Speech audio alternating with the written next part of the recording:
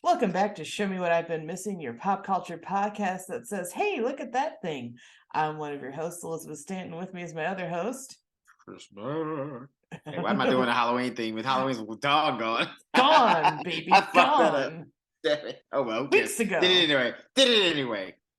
I love Suck it. Halloween's all year round for me. If you're watching the video, the Happy Halloween sign that's up there, I cannot point. Still there. 2 years of this is up there. It's staying up there. I like the font. I think it looks like old school Tonight Show, and I love Halloween. It stays. Halloween forever. Suck it, jabronis.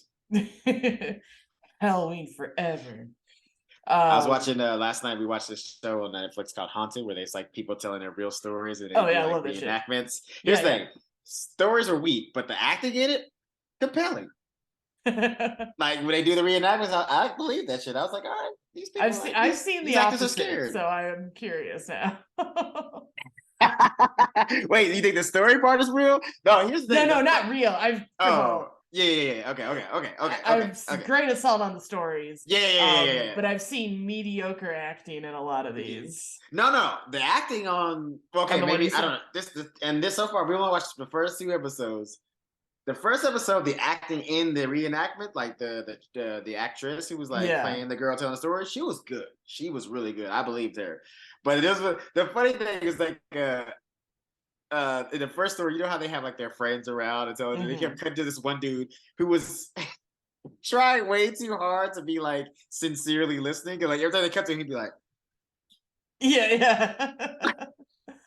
Like the most obvious, like if somebody told you like, hey, look sincere, like that was his face. Make sure you're actively listening. You're like crazy. Yeah. It was so bad. I was like, please tell me you're not an actor because you're fired. Well, it's funny. True story. One of they can definitely have good actors on them because not the Ghost Show, but I like to watch or used to watch Locked Up Abroad a lot.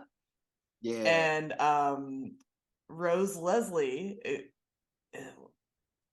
Egret on Game of Thrones, the redhead who married Jon Snow in real life, she was in one of them doing the reenactments. Yeah. Oh shit. I was like laying on the couch and I was like, that girl looks familiar. Taping cocaine to her leg. Oh my god, it's the redhead from Game of Thrones.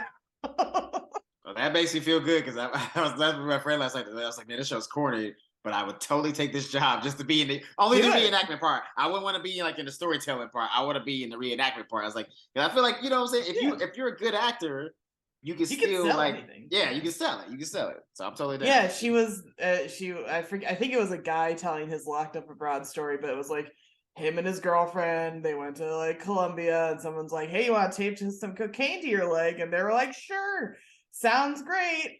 And then like next thing you know, they're both in like Colombian prisons and their life is hell. And I was like, maybe don't agree. I would know to tape cocaine to your leg. I would never want to be in a foreign jail. Our jails are already pretty bad. You want to go in a foreign jail where it's even worse, especially a country like Colombia? Yeah. Please. Well, and the other thing that I this is why I'll never be a good criminal, like. Because there was one I watched and I had managed to see 2 different times and it raised the same question to me both times was, so the girl was like stuck at a hotel, like the drug dealer or whatever had taken her passport, but she was like needing to get on a flight and this, that, and the other thing. I was like, why?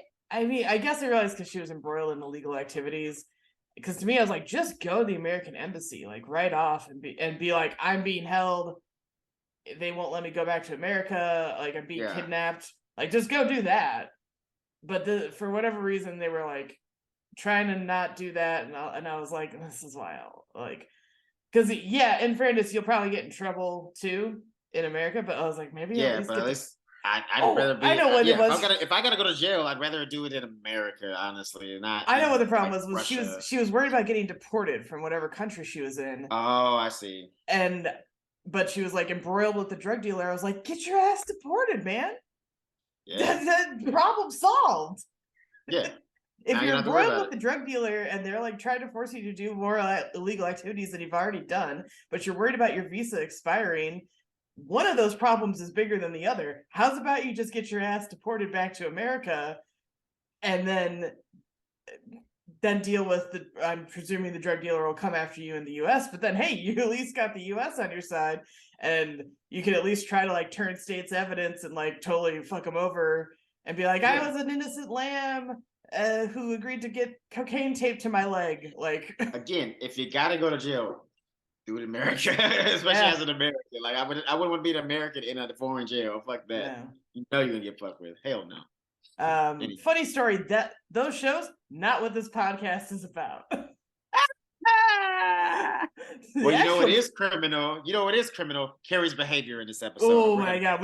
Well, for context, we're watching Sex and the City from start to finish. I've seen it too many times. Yes. Chris has seen it very little to none. Yes. And we are on season 6, episode 3, The Perfect Present.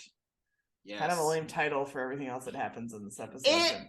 It is. It's like a little too on the nose for what they're talking about, but it's fine. Oh, I just got the Christmas connection. Sorry. Presents. Okay. Anywho's. So yeah, but Carrie is once again. And you've seen this before. I just want you to remember that. You've seen this before. I've seen it.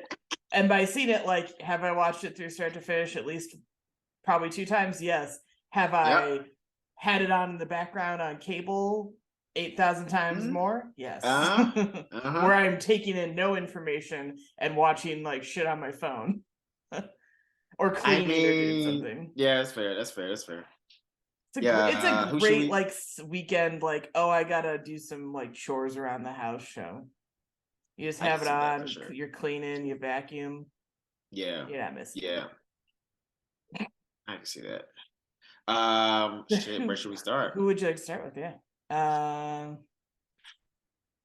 Oh, there's some good options. I think. You know who I want to start with? I want to start with Miranda. Yeah, okay. I want to say Miranda. Oh, sorry. I don't know why I pulled that out when I said. I don't know why I flipped this out. When I said your box cutter? Your emotional support box cutter, which I've seen you play with before. It's my fidget spinner. Careful. Yeah, get cut up. Yes. So, yes, Miranda. Let's start with her. Okay, so sorry, I just wanted to jot down some of the topics we talked about earlier for tagging purposes. Nice. So let's see. Miranda is. Where is my notes on Miranda? She's losing it. Sorry. Steve is late to pick up Brady. This is why I couldn't find the notes, because I started almost all of my Miranda notes with Steve when I was typing. And so I was like, where are all the Miranda notes? So Steve is late to pick up Brady because Debbie. 20 minutes. 20 minutes. Debbie, the girl he's seen, had car trouble, and she's like caught off guard that he was like hitching a ride with Debbie. And she like had a time. Though. Wait a second. Yeah. Because that little piece of information kind of threw me, because I thought we were in this era of Steve getting his shit together. You tell me he ain't making enough money to buy a car yet? I mean, I guess he does have a kid. Yeah, so it's New York. Don't presume he would have a car. And again, to add to that, it's New York.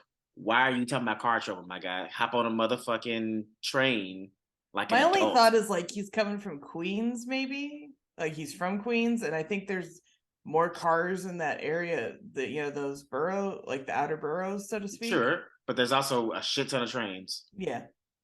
So, like, I understand, like, you know what I mean? Why would you choose that option? I mean, I've been in a cab in New York. The train is way more convenient, and he should know that as a lifelong New Yorker. Yeah, I think it is for a little bit of convenience of plot. And in my head, like 20 minutes isn't that bad, and Miranda's probably late. We've seen Miranda say, sorry, I'm late, coming from work and stuff like that. Yeah, so Miranda's different. It's different when somebody else is making you late. When you're making you late, it sucks. But when somebody else is making you late, it's a lot different. Well, I'm not trying to defend Steve, but there's been ones where she like came from work late. But he's also been like cool to like chill with the baby and not like be a total lunatic about everything. Yeah, no problem. But yeah, 20 minutes late is irritating, especially because she apparently had like an appointment she had to get to, and So, but she hears the Debbie information and just kind of rushes out the door. Where she's like, just don't do it again, okay? God. Yeah, well, he's like, yeah, I wouldn't have been late, but just the car trouble thing. She was like, I don't need to hear about it. I just need you not be late. Which, even out of context, like, yes, of course, she's like saying that because she's like a little bit jealous. But like, even out of context, I kind of agree with her on that. It's like, you don't need to tell me why you're late. Just fucking get here. That's just try not to be late next time. Just don't be late. Yeah, like I don't need to know the details of why you're late. Also, like again, the car trouble thing would have pissed me off a little bit. It's like, why are you taking a fucking car where there's goddamn subways, you dick? Yeah. Fucking car trouble. So later at a brunch, Miranda's going through Brady's diaper bag and finds a roll of condoms. A lot of them. A lot of condoms. That was a lot. That's basically a full pack of condoms. And so they're shocked and joking about it. And then the baby, of course, he kind of gums they're wrapped, they're not open. Yeah. So he's just kind of gumming the wrapper, and like Charlotte gasps, and Samantha goes, "Oh, honey, I've had those in my mouth all the time. They're fine." Any woman that can handle that flavor, power to you. That's power to you, because condoms taste the way that they smell, and neither one are very. If you can do it, power to you. You know what I'm saying? Because I'm just like lick my fingers by accident after I touch it, but I'm like, oh. Yeah. So I can't imagine anybody that's like, oh, I can do this all day. All right. Yeah. Oh yeah. Power. So later, Steve is back to pick up Brady for another one of their drop-offs, and Miranda makes and he's on time. He's on time. But she makes a big show of packing up Brady's diaper bag. She's like, he's got his passy and his blankie. And she's like, oh, and his condoms. And I do love this joke. She's like, I'm not thrilled our son is having sex just yet, but I'm glad he's being safe. I did like that joke. I mean, like, she was being petty, but that was funny, though. It was pretty funny. If she wasn't being petty, it would be a little bit funnier, but like, you know, really being like, because she wasn't just really, just like, she was kind of snarling at him, to be honest with you. That's really what it was, you know what I mean? Like, when somebody's snarling, it's like, that's a good joke, but like, why are you being such a bitch right now? I really can't handle you being you know what I mean? Like, So Steve is like, haha, sorry about the condoms, but she's like tears on this rant. She's like, I don't think you're focused on parenting because you get fucked all the time. And and he's like, why are you so mad about like the sex? And she's like, it's because you're not focused on the baby. My attention is on the baby. Meanwhile, she has set the baby on the couch and he tips right off the edge of that thing, as babies do, because everything their head they got leads no everywhere. Spine control. No, big old noggin, just forward. Boom. That was a funny thing, because she's literally talking about all my attention is on Brady, and as soon as she said that, he fucking busts his head open. Well, not open, but but he's fine, but the argument kind of ends, and they just apparently agree to have separate diaper bags. I mean, that's really what it's about, because really, because you could tell she was just doing her typical Miranda thing instead of just expressing her real feelings. She just picked a fight with him, because even Steve was noticing that. He was just like, what are you talking about? Yeah, what's going on? What is this fight about? What is this really about? You know what I mean? And she's like, and that's the thing too, I really hated the fact that she kind of used Brady as a scapegoat. She's like, oh no, I'm talking about the baby. It's like, no, you're not. The baby, because like, and then she was even saying that she's like, oh yeah, how are you paying attention to the baby when you're fucking? He's like, we don't do it while he's awake. We're not, you know what I mean? Like, that's not what we do. He's sleeping or like you're yelling at Steve, who's like the best father right now. He's really not bad. Yeah, he's pretty good. He's pretty good. Maybe at the beginning, he was a little bit like, a little shaky. A little shaky, but he's got it together. Yeah. So really, she didn't really have a leg to stand on with all this ranting. Just admit that you were jealous and let's move on. Yeah. Funny. So that's pretty much it with Miranda. Now, my thing too is also like, I think, I mean, obviously they agreed to it, but it's like, I think that was kind of, y'all should already have separate diaper bags, because you never know, right? The emergencies could pop up. Like, he should be ready to go at any time, especially if she just has to like bring him over or something like that, And you're gonna forget, the key pacifier or blankie or whatever.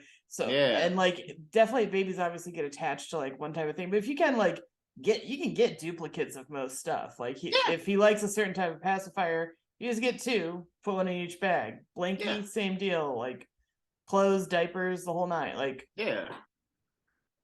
and because what if there is like some? I guess the only thing they could flip out is if there's a toy and you can't get to it, but you can usually get to the toy. Like I don't know. Yeah. No, I just, as I'm saying, just having a 7-step, maybe if nothing else, for just the important stuff, like, bottles, diapers, instead, change of clothes, stuff like that.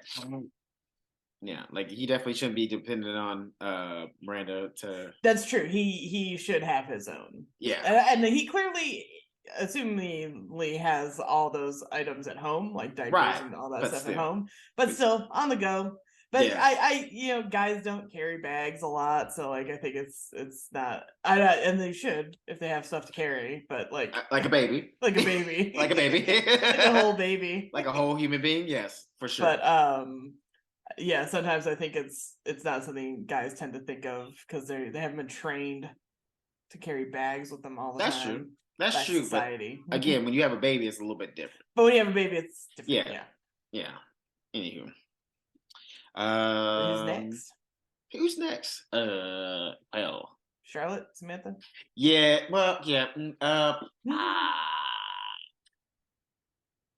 So I feel like we got to go less. Man, the only person that really doesn't have like, I guess, a decent juicy story is Samantha, kind of. Well, there's more. There's more to it. There's more to it, but it ain't that juicy. It's still kind of low level. Let's go with her. Let's go with. Okay, let's go with Samantha. Samantha. We're talking about her. So and we'll cover the guest star too because it's such a fun appearance. So they're going to a friend of theirs like purse party as Jennifer Coolidge. Yes, playing this goofy friend. Yes. I love Jennifer Coolidge. She's amazing. Yes, I'm about to start the White Lotus season 2. I'm ready for it. Because she was the best. She was the best in that show. She was so good, and she's just. I just love her whole. Fantastic. Yeah, so hilarious. Yeah, I didn't know until a couple of years back. I didn't know that she was a stand-up comedian first before she started acting and shit like that. I didn't know that either. Yes. Interesting. Yes. Okay. Yeah, it's crazy. So she came from the stand-up world. Love it. Yeah. Interesting. No easy feat, so even more impressed. Mm-mm. So Charlotte's like, she tried to kill herself, and they're like, she only took like 6 Advil on like an empty stomach. She didn't. I don't know. That's definitely. I mean, okay. I can't decide. we can't say whether or not, but that seems like a cry for help. Suicide. Yeah. But I don't even know if. Because they don't really say if she really actually tried to. If that was the point of her taking it. Yeah, she might have just had a headache. Seriously. Yeah. So. But even still, with the way that the show kind of mentions it, I mean, they kind of breeze past it. So it's like, was it an actual attempt at suicide, or did she just have like a really bad headache and took 6 aspirin? Yeah. You know what I mean? So, but regardless, she had a bad breakup that spurred all these actions and spurred her to become a purse designer. Ooh. And they're the ugliest fucking purses you ever seen in your life. Even as a dude, I know that these purses were not it. I know they weren't it. I know none of them. I didn't see one in that whole scene that looked like it could be okay. I mean, here's the thing. Hipster? Yes. Some hipster would definitely rock all those. Like, ironically, or like steampunk people would love a few of those. In a way, yeah, they're very like kitschy, quirky, and it's so funny. Like every time I think, I'm like, yeah, I like kitschy, quirky stuff, and like, but I've never gone full that style because I'm like, man, just sometimes that shit on me makes me look like a fucking like kindergarten teacher or like. That's what it was. That's what it was. Kindergarten teacher crafts. Yeah. Yes, like it was like it's like if she's like, hey, I want all my students to make me a purse. That's what they would come up with, and she would rock every single one. I'll wear one of your purses every day to work. Like very very Zooey Deschanel teacher type. Yeah, I'm cruising through New Girl now, and it's funny as I do generally like her style, but not when it's like cartoony. Right. Like I like the '60s mod like fit and flare stuff she's always wearing. It's all very cute. I do like it. But yeah, there are sometimes where it's like, I don't want to do that in like a cutesy pattern. I can't, like, yeah. It's too much. I mean, imagine too, any of those persons, like, I know I sound like a real girl right now, but it's like trying to match them to anything, even if you're trying to dress Irene. Like, how do you make any of it look good enough? You know what I mean? It's like, Yeah, not gonna. You're not. No, they were impossible patterns. So at the party, Jennifer Coolidge is talking about like, oh, I've turned my life around and now I'm having these purse parties, and the best part is there's cute cater waiters. And who should one of the cute cater waiters be but our fella from Raw last week? Raw. He's a cater waiter.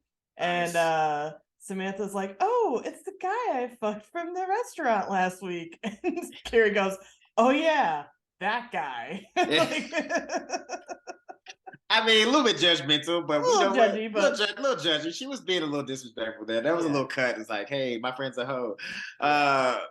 Yeah. But Samantha chases after him, and they end up hooking up in the like back room area, and Jennifer Coolidge catches them and like has a total meltdown. Yes. I love she goes, I'm too fragile to see this. This is my first party. Question though, because I do want to, because for me, I guess I mean, because guys and girls handle breakups differently. Would that affect you? Like seeing somebody, like if you just got over a breakup, you were like brokenhearted, would seeing somebody having sex with your partner, would that send you into that kind of a rage that she had? Not the kind of rage where I'd like throw my own shit around. I would be kind of offended. I think that they would like fuck like that in my house.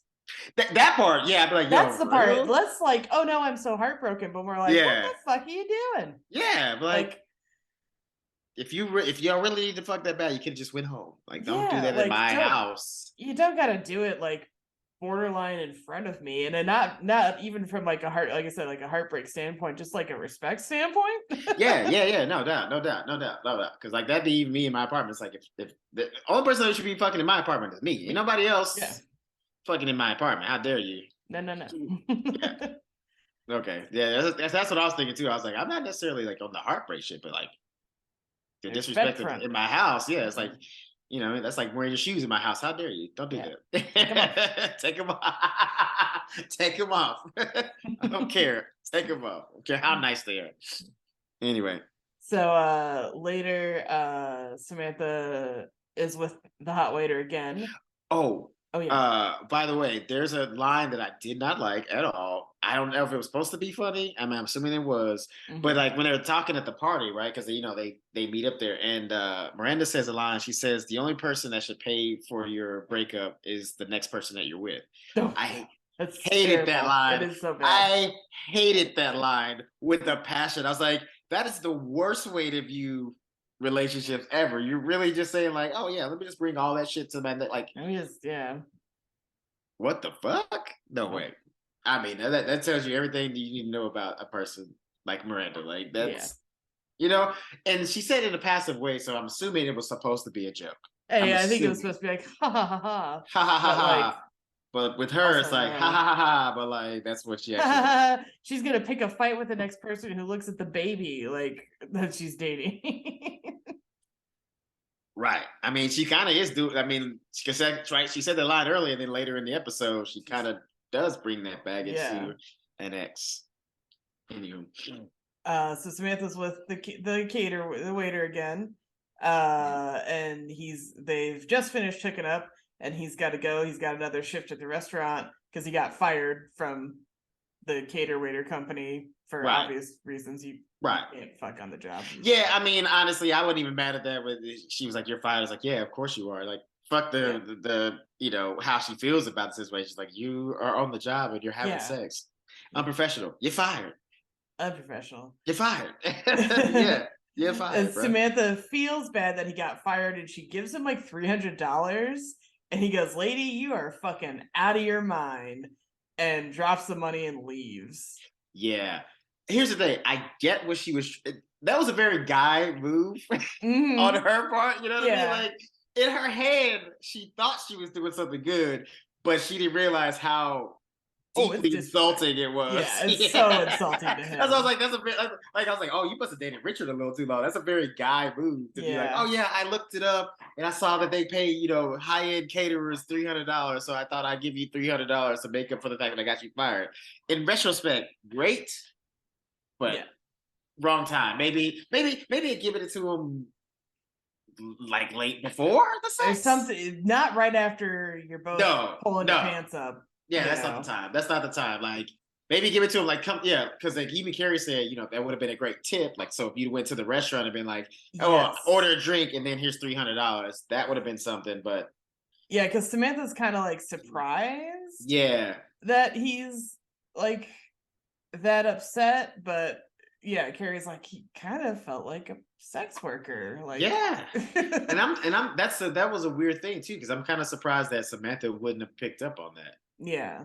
You know what I mean? Or, weird. But to make it up to him, she invites him over and she's dressed up like a French maid and she's like, I'm ready to serve you. And she keeps calling him like Mr. Waiter. Mr. Waiter and stuff like that. He's like, you don't know my name, do you? And she's like, Paul? He's like, it's Jerry. And to be fair, he should have just stuck with Paul. Jerry, not a sexy name. Sorry, I don't care who it is. There's nobody out there just saying, ooh, Jerry. There's a reason that not a good bedroom name. Apparently, Gerard Butler, my Scottish dream man, apparently does, like not mind the nickname Jerry. Like that's family. No. I was like, nah. You're Gerard. You're Gerard, sir. Yes. You are Gerard. Or Jerry Butts, as I like to call you sometimes, just because. Just because I can. But here's the thing. I'll take Jerry Butts over just Jerry.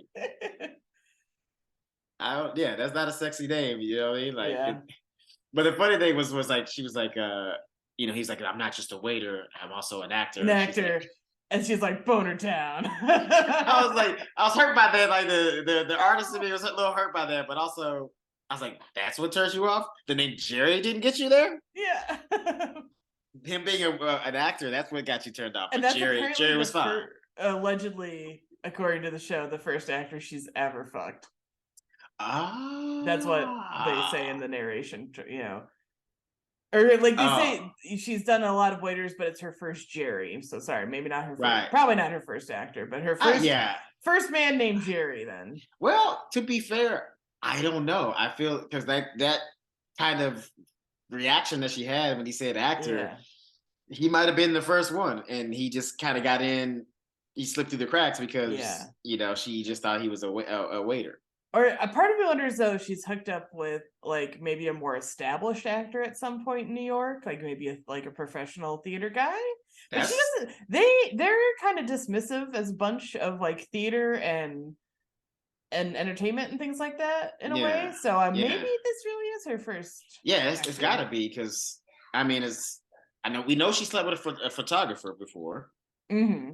Yes, and the guy who liked to shoot his own porn, basically. Yes. And, that guy. So that's as far as I would say artists that she's gotten with. Mm-hmm.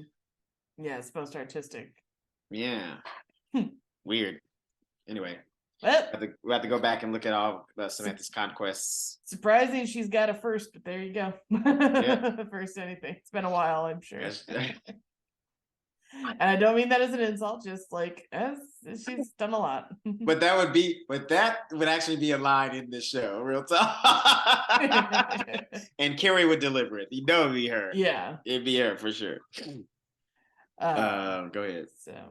And that's it. Like I said, but I remember I said last week, the waiter's sticking around. Jerry's sticking around. He is. He's gonna. I feel like he's gonna be at least one or two more episodes. I'm with it. Yeah. I like him. Again, he's not exactly my type, but he's a fun presence on the show, and I like having him around. Yeah. So Charlotte. Yes. Charlotte is in accelerated conversion courses because, of course, she is. No, of course, the fucking nerd that she is. Of course, she's. She can just take it slow like everybody else. Gradually get to it. She's like, no, I gotta go full speed into it. at the first party, she's, they're also trying to make dinner reservations, and she's like, well, I can't stay out too late, I have another conversion class in the morning. And they're like, didn't you just have one like yesterday? That was today. like No, today. It was like 2, that was yeah. 2 hours long. She's like, yeah, but I'm excited. She's into everything. She like appreciates all the history and philosophy and spirituality of it, and she's listing it off, and then she goes, oi, and she goes, oh my god, guys, that's my first oi. But here's the thing, though. I'm not even mad at how Love like it. nerdy she is about trying to be a Jew. You know what I mean? Yeah. Like, because just they're. I mean, even we see it a little bit in the episode too. Like they're fucking cute, bro. They're fucking so cute. They're cute. That's Harry and Charlotte are the cutest. cutest. And then we get the great scene of her, of course, in conversion class, Yes. raising her hand for every question.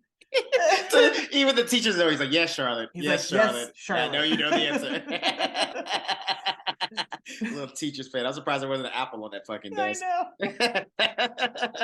I love her. I just love her. So they're talking about they're gearing up for the mikvah, which is the ritual bath, like baptism, basically, that will signify her official conversion to Judaism. And he's like, and you've got to be prepared to leave behind your Christian traditions. And he says Christmas is a really hard one for everybody, and she looks kind of worried. So after the class, she's asking him about it. She's like, how serious are you about the Christmas thing? And he's like, yeah, it's, you gotta let it go. It's all new holidays and things to embrace there. And she's like, can I have a tree? He's like, no. Caroling? No. Nope. Rudolph? No. he's pretty nice about it, but yeah. Well, he says, yeah, because he says it's like, having your Christmas like being a vegetarian that still eats meat. Yeah, like which that's a great analogy. I love that. Yeah. And so they get home, or she's, wait, I lost my notes. Sorry. And one day she's at home, and she put up the whole Christmas tree, and is playing Christmas music. And Harry comes in, and he's like, "What you doing?"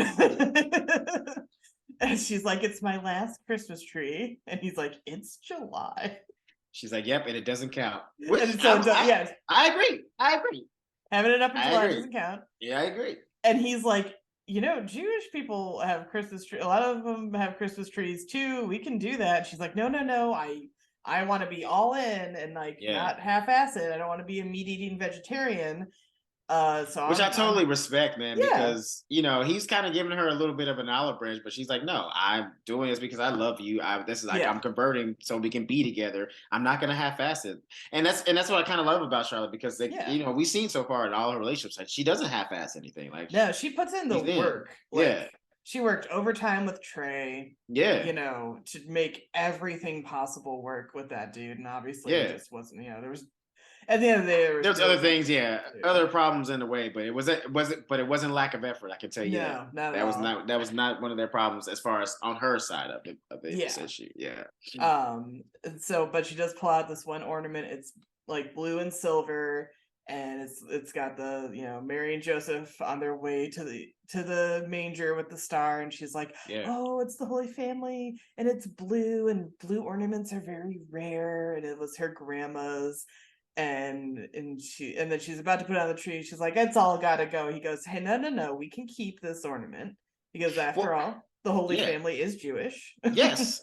And blue and I think like blue and white are Jewish colors, aren't they? Typically, blue and white and silver. Well, blue and white is the Israeli flag with the Star of David, and then 99% of all like Hanukkah related holiday things I see are like some kind of blue white silver combo for the holidays, so it kind of does fit in, so that Harry's totally like working with her.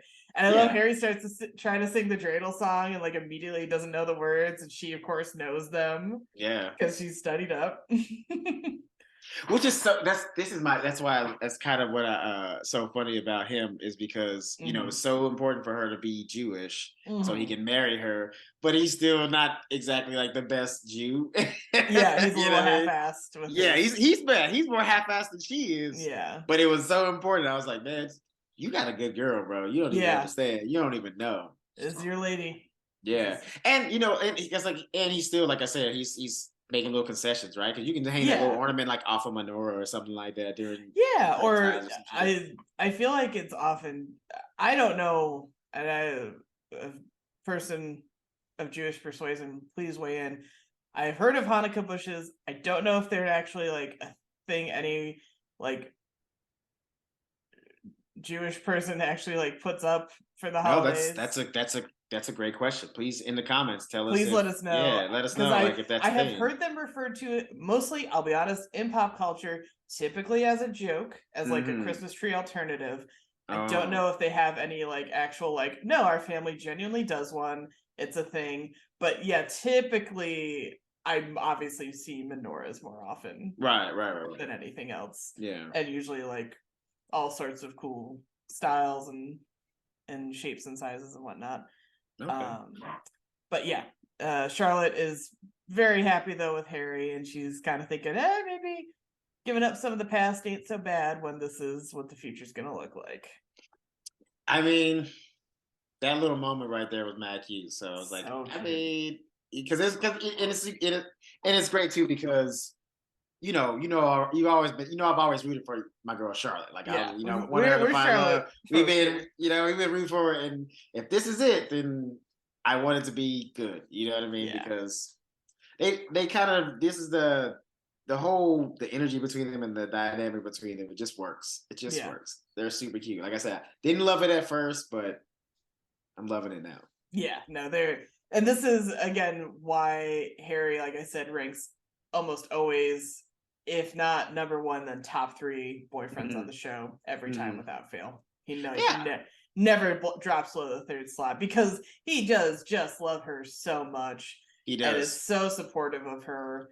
Like you said, he's so willing to, like, he is committed to marrying a Jewish woman, but he's like totally cool to bend the rules a little to a certain point to like make her happy, because he does. I mean, it's his way of acknowledging like she's making a big change for him. Yeah, and that's what I kind of appreciate him about it, is like the fact that he is still trying to make these concessions to, like, still let her have a piece of who she is, because he knows that, right, what she's giving up is it's pretty big. Like, I mean, it's a lifestyle change. Literally. It's a huge lifestyle change. Yeah. And it's like, so like lifestyle, and then like how she was raised. It's like you're asking a lot of somebody, and the fact that she's willing to do it, it's pretty amazing. And she's doing the accelerated course. And she's doing the accelerated. Yeah, she's not even half-assing it. She's going all the way. There he is. Hey, buddy. Appearance number 1. He's been every episode. Popped up earlier, I think. He might have. Oh yeah, he might have. Because he's in stealth mode. Because he's a cat. Every episode, he makes an appearance. That's my handsome boy. Well, speaking of apartments, yes, let's get into Carrie and Berger. God damn it! I feel so bad for this guy. He has no idea what he's gotten into with this woman. It's very funny you say that. I'm curious if you'll feel the same way in a few episodes. Okay. Oh man, don't. But you know what? You're not the only. I'm gonna start watching ahead, man. I'm telling you that. I know. We're so close to the end. I'm trying not to spoil things, but I'm like, but you're not. You know what? You're not the only person who's ultimately like a Berger fan. Okay. Because there's actually someone I follow on Twitter who like has pitched like a whole alternate series proposal about him. Oh, interesting. Things not just from his point of view about this, but just like, and then the character continuing on. Okay, do me a favor. When we get to the end, of their relationship, we already know. I know it ends because she ends up with Big, so I already no spoilers there. When we get there, send me that article because I would love. I'd have to find the Twitter thread. Okay. And also because Twitter's imploding right now, I have no idea if I'll ever be able to find it again. Yeah, if you can, don't worry about it. But if I can, I will. Yeah, don't like fucking, don't like, make it your life's mission to. No. But I will try because I'm curious. I'm curious. Yeah, I'm curious how I'll feel by the end of it, and how I'll feel with that person's. Because based on what he does in this episode, which we'll get to, and a few other things, he's a little funky himself, though. If you kind of think about it. Yes. I will say that. Yes, absolutely. He's got some baggage as well. Yes. But again, he's not our main character. It's not as fully fleshed out per se. Fair enough. No, there's definitely something there. Yeah, absolutely. I saw that in the episode. Yeah. Not goofy, haha, but a little like, wonky. Squirrely. Yeah. Okay. Let's get into it. So let's get into it. So Carrie is visiting his apartment for the first time. Question: is that a big deal? I think so. Yeah. Huge, right? Is it a huge deal or a big deal? I think it's a huge deal because it's like you finally see like people's like their space. Like, do they clean up? Are they like organized? Like, I've been to like a few guys' apartments, and luckily no one's been like too like, dear God in heaven, what do you do? Okay. Like sloppy. Yeah, that was my next question. I was gonna ask if has anybody's apartment been so bad that you were like, nope, we're done. Like, not that I've been to. I know friends have been like, you know, in horror show places, or I've read about like. Well, Carrie definitely has. Remember that 20-something's apartment? The 20-something guy's apartment is horrible. Oh, Timothy Oliphant. Oh. Long may he reign, so hot. But yeah, I mean, and it's fun. It's funny actually. I've seen too on like TikTok, and I think this is kind of a post-pandemic thing too. Is like obviously you want, because everyone had to spend so much extra time in their space. You know, obviously people have been very into like decorating. I just spent last weekend the other weekend finishing putting up all these embroidery projects I finished that I want to display. But like didn't have time to, and now I have a little more time, so I was like doing that kind of decorating and like finishing off my bedroom, but I like took my time with it. And there's you know, home decorator people on TikTok, or at least this one girl went viral because she was like, here's things in your apartment that are turn off for guys, and it's usually just kind of like more feminine stuff, which is stupid because like I don't know.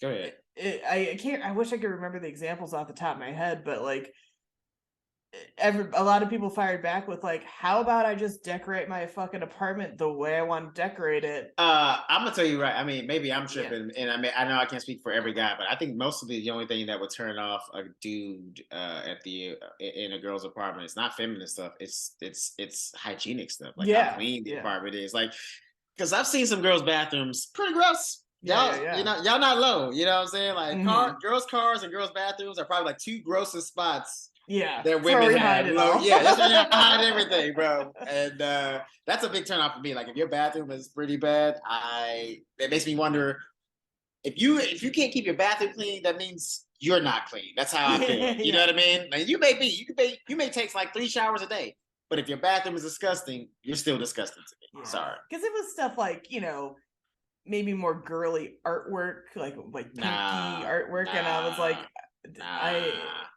if all the things in your apartment are a reflection of you, and the person that in theory likes you comes over, well, they should be comfortable with what's like reflected in your apartment. Like, no dirtiness. If there's an excess of any kind of dolls, that's stuffed animals or something like that, that might turn us off a little bit.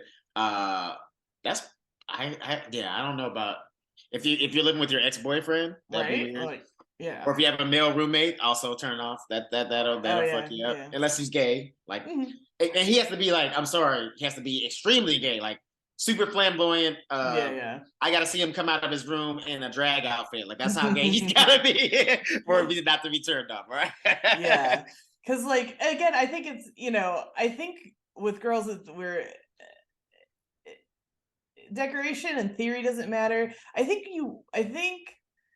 you want something a little more than like sports posters. You know, movie posters. Or movie posters? Yeah, or movie posters. Yeah, but I like movie posters a lot, especially if they have great artwork. No. But they have to be framed, though. They have to be framed. Yes. Mine if are they're just framed. hung up. Yeah, if they're hung up with like just like thumbtacks or just like just the poster. No. And I know this because I used to have that in my first apartment. I did too. Yeah. Like, and frames are fucking expensive. It takes a while. It's not even that. Just like I know I've lost out on some ass at least 2 or 3 times because I have my shit. I know I did. Matter of fact, they told me I did. Yeah, but and especially now as I get older, like, I mean, because like I said, because I love movies, like movie posters aren't an automatic no for me, but definitely got to be framed and kind of like, obviously the movie matters a little too. Like, there's some red flag movies and whatnot, but like, it's to me, because I like appreciate movie artwork. If someone has like cool movie posters, like, oh yeah, of course. Like above my TV, I'm looking at them right now. I have their mini posters of like old school, like Dracula, Frankenstein, and like these old horror posters, but they're very cool. You know, I love those. I love the those art movies, is great, yeah. and you know, and I like horror movies and classic movies, so it's like, that is all a reflection of me, and like you know, all that kind of stuff. But yeah, I think anything too not basic. I don't want to say basic for guys, but like, just there's no thought into it. Like, yeah. You know, yeah, I'm not asking like dudes to be like master home decor people. No, like, no. Yeah, but it's gotta look like Well, I know too. Little thought, a little effort. I know women get turned off if like the walls are blank as well. Yeah, because that means you're gonna murder me. That's a big one, and they're easy to clean. I've heard that before. Every girl I've ever talked to said, like, if his walls are blank, get out. He's a murderer. Because where is your personality? Your home is a reflection of your personality. Yeah. You know, obviously, if you have serial killer posters, I'm also going to leave. But like, if you have nothing up on the walls, and now people have quibbled with this, but I stand by it. John Waters, who I adore, has always said, if you go home with someone and they don't have books, do not fuck them. That's fair. I'll take that. Now, some people have been like, well, that's a little classist, whatnot. Yeah, everybody can afford to buy and keep books. They're heavy. They're not easy to move. And yes, I totally understand that, but I think the general principle still stands. No, I think so too. Also, man, there's so many ways. There's people. We have so much access to books and get it for free too. Like, just do it for the front, my person. Like, like if you're gonna do it, like, just have. And also, I'm sorry, anyone who doesn't think John Waters isn't like a champion of like lower class or lower income people, you don't know John Waters. So spare me with he's being elitist. He ain't. He is a friend of the weirdo, the downtrodden, and all the above. Now, there should definitely be some books around. I mean, even if it's just, you know, the books you had to have in college, like, just I need something. Something. You know what I mean? Yeah. Oh yeah. Anyway. So anyway, so important. So first time seeing an apartment is important. Got it. It's important, but it goes both ways. Obviously. I think so too. I think so too. Yeah. But it's also because it also says something too. Like, you know what I mean? Like, I can't. I couldn't date somebody for a long time. Like, if we've been dating for 3 or more months and I still haven't seen your apartment, that's a problem for me. Yeah. That's a problem. And like, what are you hiding? Why can't I see your place? Who are you really? Yeah. But Berger's place is actually pretty nice. It's like a studio, exposed brick walls. It is kind of nicely put together, you know. Not super decorated, but like like a not Patrick Bateman. We're normal. But it's like what I would hope like a writerly dude's apartment would look like. That's fair, yeah.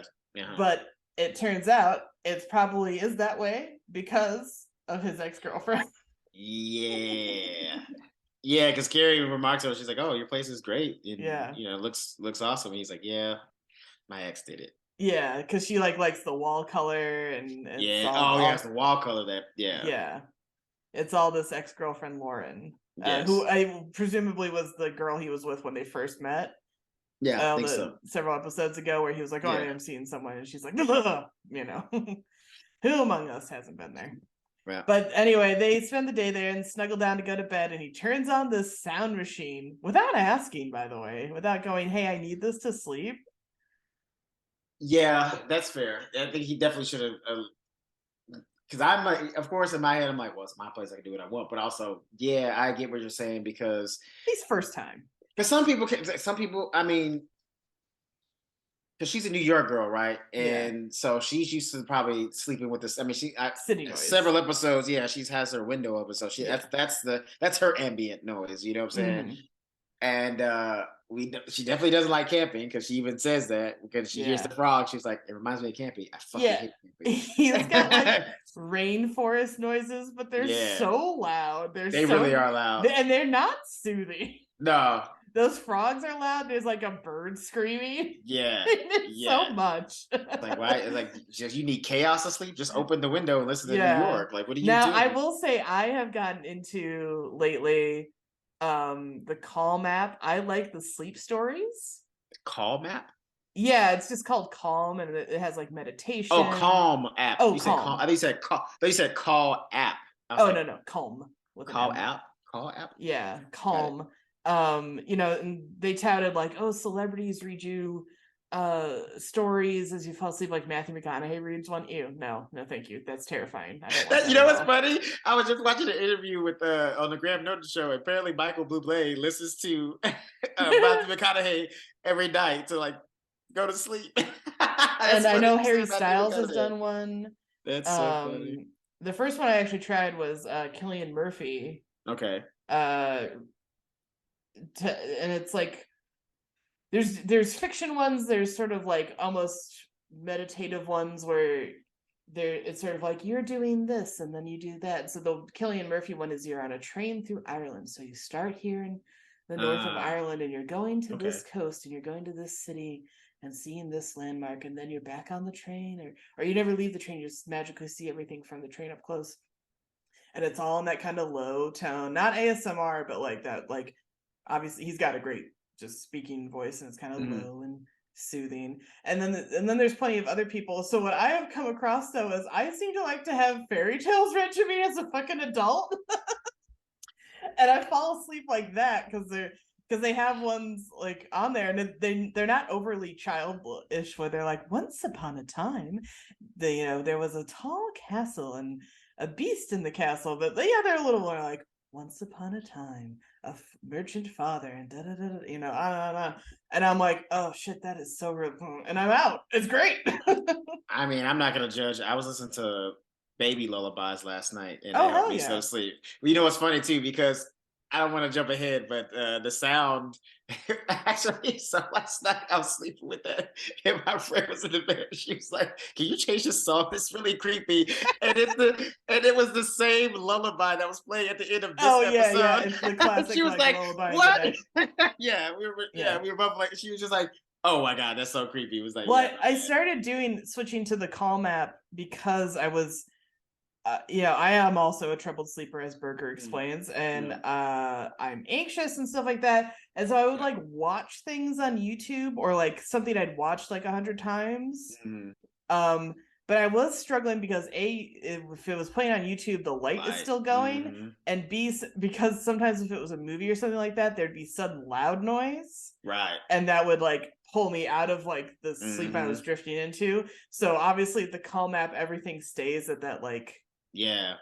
Calm level. Yeah, that's the problem with TV. Yeah, because and even sometimes too, like yes, the sound changes. Yeah, and then the light, or they sometimes like it's a scene that you really like to see, then you're like, oh fuck, let me watch this real quick. Let me see it. And that's why I don't do. I was trying podcasts, but I'd be like, well, I'm interested in what they're talking about. Yeah, so then you start cluing in and focusing on that, and then you don't sleep. Yeah, because there was one I like this Bigfoot Collectors Club podcast that's about like cryptids and supernatural shit, and I was drifting off, but there was one I ran into two problems with it. One time it wasn't a loud noise, but there's 3 different hosts, and one of them they have a very deep voice, and they started speaking, and somehow it like pinged into my brain and woke me up, but like startled me awake. So I was really freaked out, even though they have their great deep voice is great, but it was just like, ooh, wrong time, like wrong tone, like whatever tone, like wavelength was just all wrong.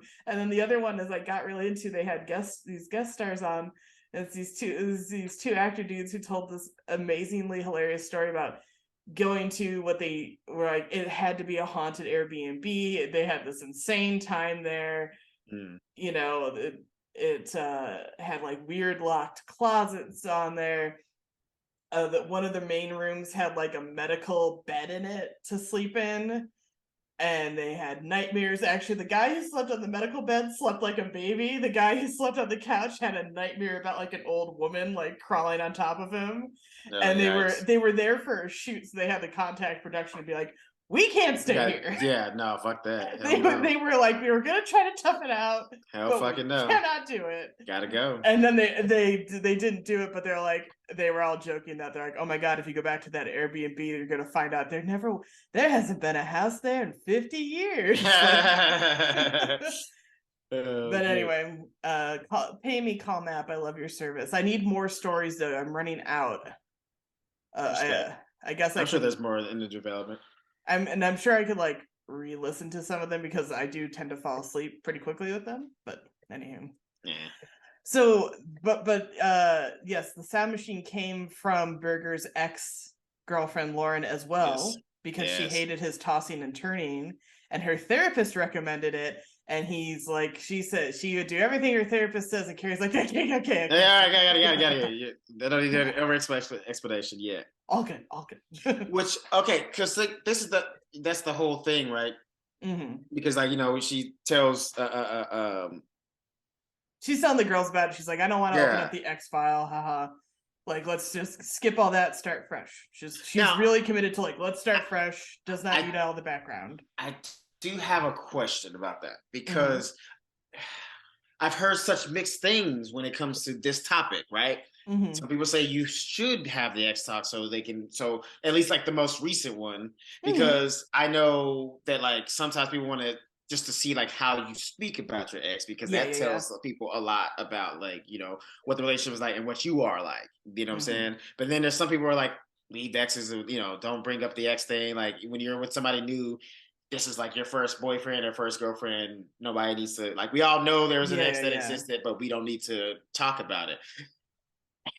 And I'm of the blending of the two ideas. You know what I'm saying? Yeah. Because like if you're always talking about the ex, that's a problem. Yeah. Like if everything you keep leading up to is like, oh, this is my ex was like this, oh, my ex did this, yada yada. That's a problem. But I do think we can't go around pretending like we don't have exes, because again, I at least need to know about your most recent one. Mm-hmm. You know what I mean? I don't need the details about like where y'all met and how y'all got together, all that shit. Just like how'd y'all break up, what happened. Keep the story as compact as possible. I don't need the details. You know what I'm saying? Yeah, and like I don't think you want to go like, you don't got to go back to like high school or whatever. Right. That in theory. Yeah, we're not asking you to do a Ted Mosby. I don't need you to go through all your I don't need to know how I met your how you currently met me, like the journey you took to find me. Yeah, I agree. I think there's a middle ground. I think you're 100% right. You definitely want to know how they talk about the ex, because that will say a lot. Yeah, and I do think you maybe want to know like maybe the past few, because you want to know if they do or like they were all crazy. Mm-hmm. Oh, were they? All of them? Every single all one? All of them? Every single one. So you just have a complexity to attract crazy people. Everyone to a woman was insane. Got it. That's interesting. Yeah. They were all toxic. I don't think so. Where are they now? Yeah. It's kind of harder. Maybe one or two. Yeah. But all? All of them? Yeah. Unless you tell me you only dated 2 people in your entire life and I'm the third. Yeah. Then I don't believe they were all toxic. You know what I'm saying? Yeah. There's no fucking way. You dated 5 or more people. Ain't no way 5 or more people were all just the worst and you were the best. If that's the case, then yikes. Gotta run. Yeah. It's like maybe you should stop dating, because clearly whatever you're attracting is not great. So after they kind of talk, she talks to the girls about that. She's about to fall asleep at her house when she gets a call in the middle of the night from Big. And he's asking about this dress she used to wear and it coming off and this and that. And basically they end up doing phone sex. Yeah, okay. Here's the conflict with that. First of all, disgusting. Secondly, and not because the phone sex thing. I've done phone sex before. I'm not judging. I don't know what they talk about at brunch.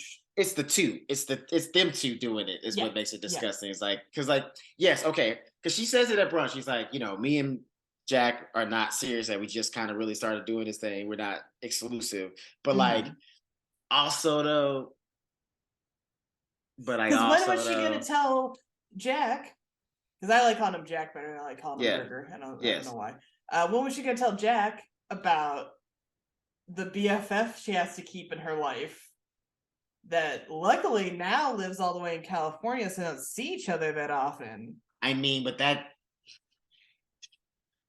here's my thing though. The fact that she can still call him and he can still call her, that's the fact that he's still in her life, period. It's just not good. It's a red flag.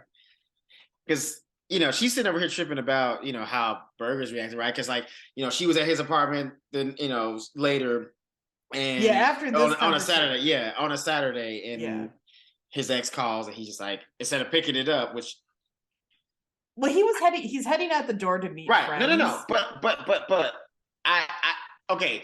His gesture was a little bit red flaggish, but like how he handled the situation, instead of answering the phone and being all flirty and even engaging in a conversation with his ex, he was just like, fuck you, and like went out the door. Yeah. Which is kind of what Carrie should have done once she answered the phone and saw that Big was calling. Like she should have been like, hey, I'm seeing somebody.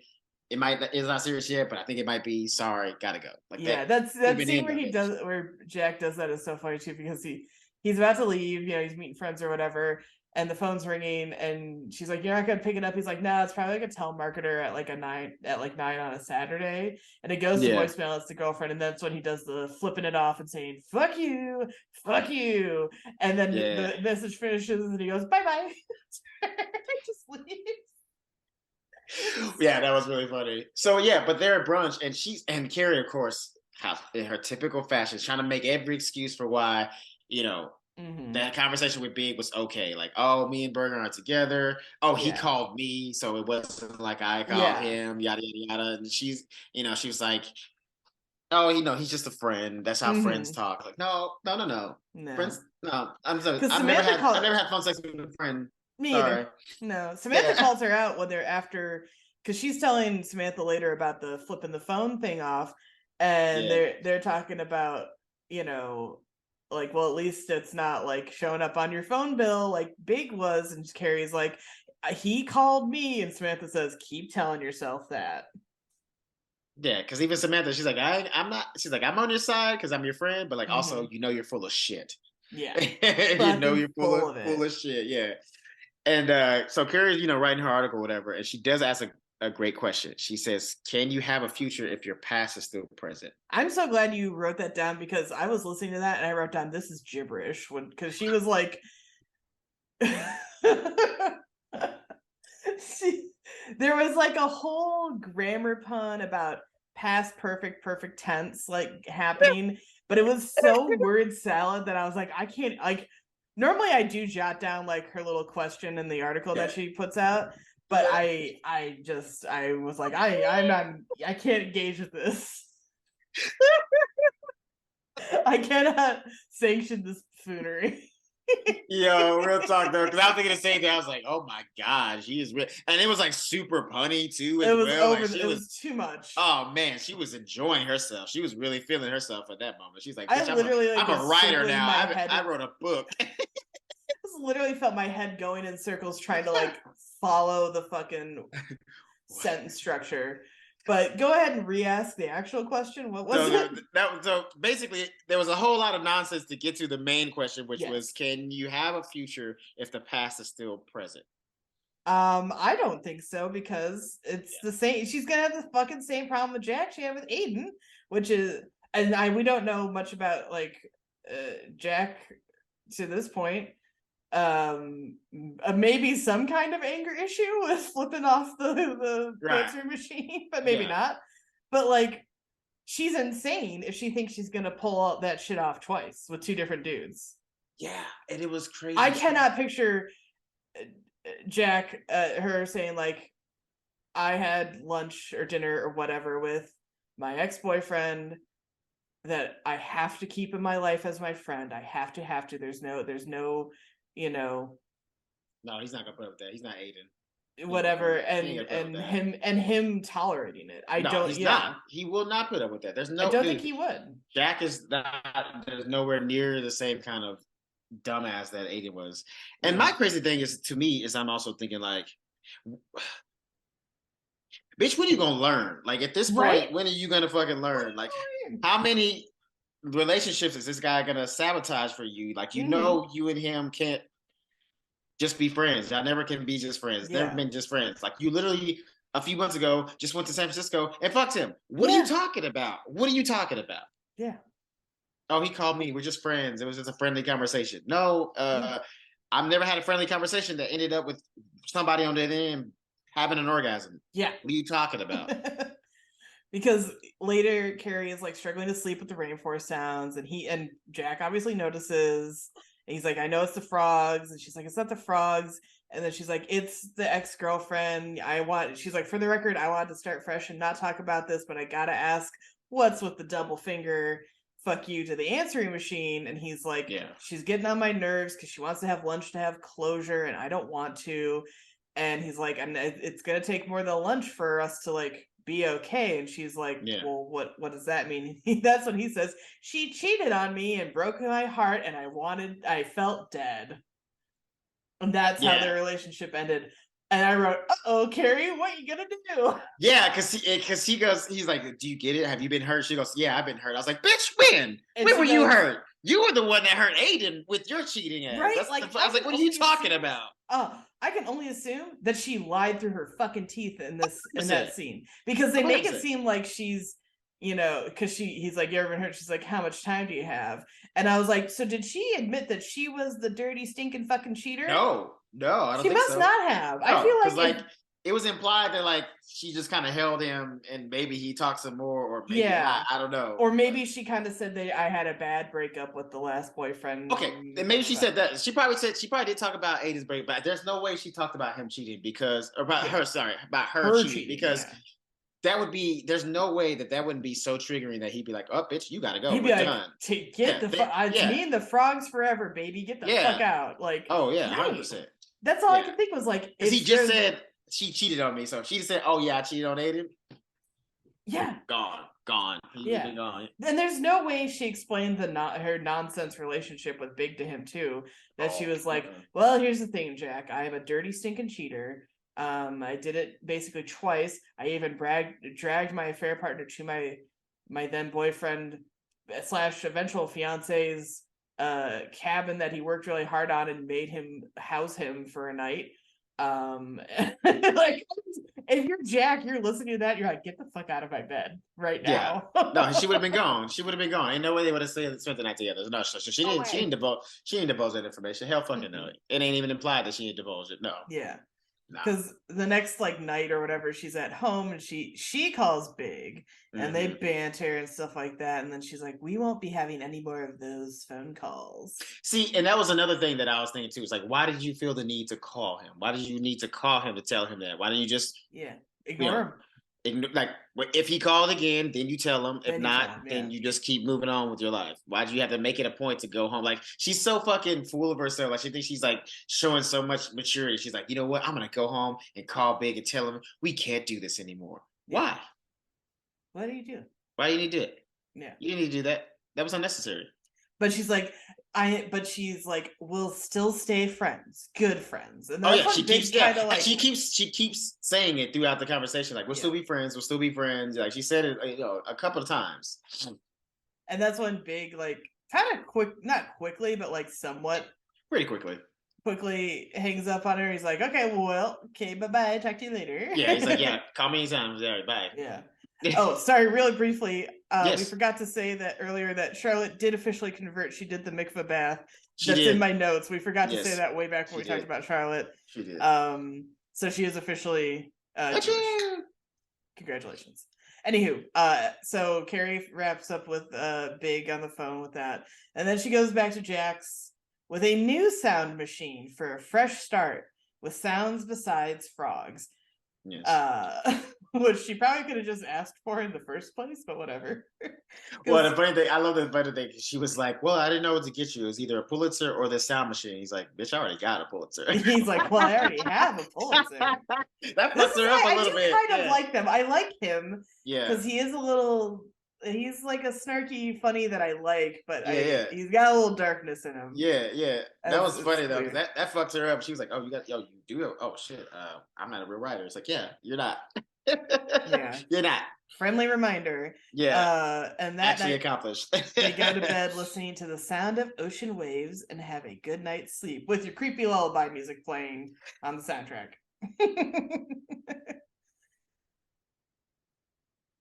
Oh man, it was so fucked me up. I was like, oh shit, this is good. Yeah. And here's the thing: the crazy thing was on the app that I was using, it was in the that was in the Amazon Music app. Mm-hmm. That track was the same song, the same like little 8 bars over and over again for an hour and a half. Oh my god. Yeah. It was it played so many times that it actually woke me up because I was like, why does this song keep playing? And then I had to skip it. That's like when I was high on pain meds after I got my wisdom teeth out, and I fell asleep watching Spider-Man on DVD way back in the day. Nice. And the DVD menu kept looping, and I at a certain point was like, how long is this movie? Yeah. And then I eventually woke up and realized it was on the DVD menu and turned it off. Yeah, straight up. But I really truly was like, why did Spider-Man get to be like 3 hours long? And I was like, oh, my jaw hurts and I don't know what's happening. Yeah, that's funny.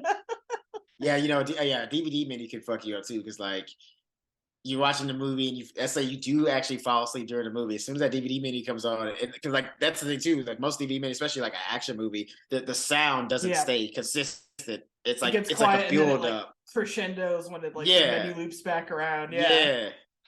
And then and also too, DVD menus, the sound cuts so abruptly to restart. Because that'll wake you up too. Yeah. I've also seen I'm sure you've seen these TikToks that someone keeps recreating. They're like, it's 2 a.m. in like 1999, you've fallen asleep on the couch, and they're recreating those ads. They're like, imagine the world's greatest love songs, 'cause I'm your lady.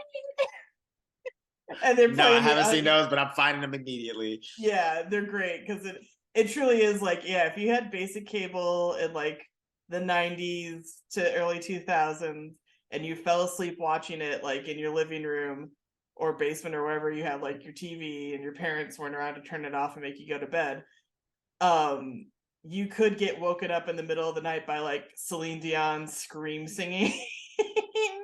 And like Michael Bolton's on the soundtrack.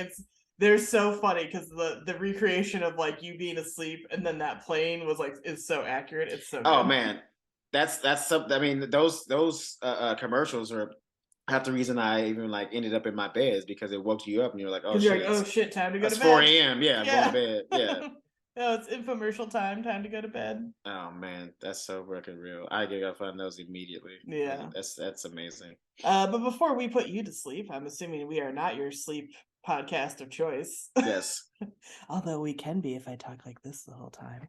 Chris, that was a little hot. Stop it. That's a little sexy. I didn't like it. Hold on. That was pretty good. It's a little bit. I was joking. Don't do it. That was very call girlish. I didn't like it.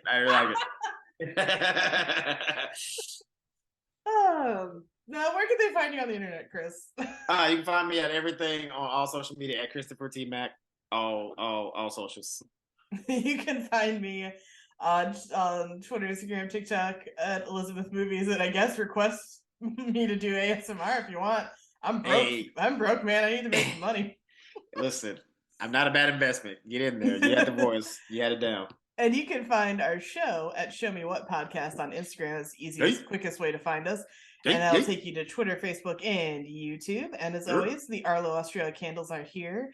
So go ahead and light up a candle. Oh my God! Oh, God. I'm about to put some smooth jazz on. This is amazing. It pays that my voice is deeper. I don't have the deepest voice for a woman, but I can drop it down. No, I've heard deeper. I've heard a lot deeper. Trust me. Yeah. This Saturday, I was like, "Whoa, chill, baby." Anyway, so light up a candle and use promo code ShowMeMiss to order your candles. 10% off on Arlo Australia. Link is in the bio as always. And until then, pleasant dreams, I guess.